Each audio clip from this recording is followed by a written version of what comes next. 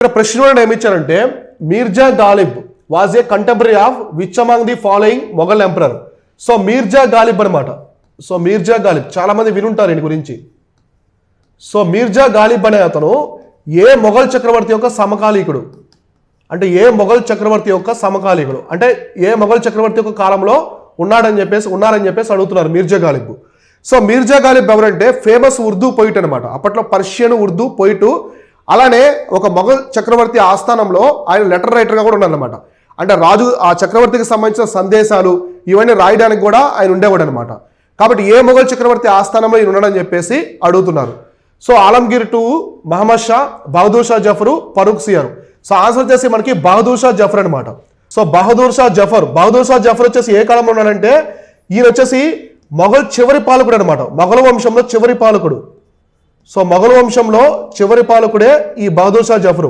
So ఇతనే మనకి సిపాయిల తిరుగుబాటు 1850లో జరిగినటువంటి సిపాయిల తిరుగుబాటులో ఇతనే రాజుగా ప్రకటించారు అనమాట. అప్పట్లో ఢిల్లీలో ఉంటారు కాబట్టి రాజుగా ప్రకటించారు.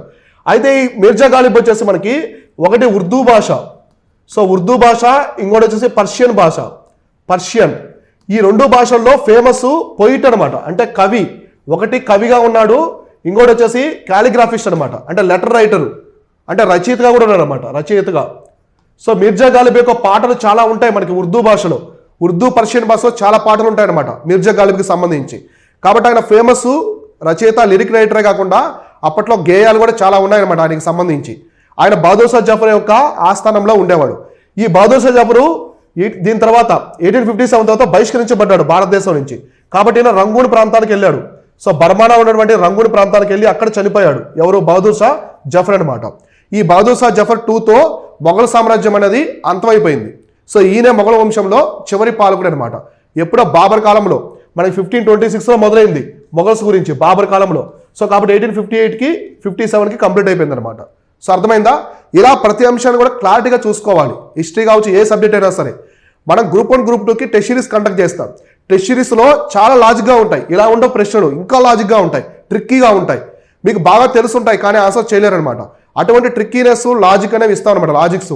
సో దీనివల్ల మీకు రేపు టీజీపీఎస్సీ, యూపీఎస్సీ కండక్ట్ చేసే పరీక్షల్లో ఈజీగా మీరు సాల్వ్ చేయగలరు అనమాట. సో ప్రతి క్వశ్చన్ తెలుగు ఇంగ్లీష్ మీడియంలో ఉంటాయి, డీటెయిల్ ఎక్స్ప్లెనేషన్ ఉంటుంది. టెస్ట్ సబ్మిట్ చేసిన తర్వాత మొత్తం ప్రోగ్రెస్ కార్డు మొత్తం రావడం జరుగుతుంది. కాబట్టి ఇప్పుడే మన శివగణేష్ యాప్లో టెస్ట్ సిరీస్ అనేది ఎన్రోల్ చేసుకోండి.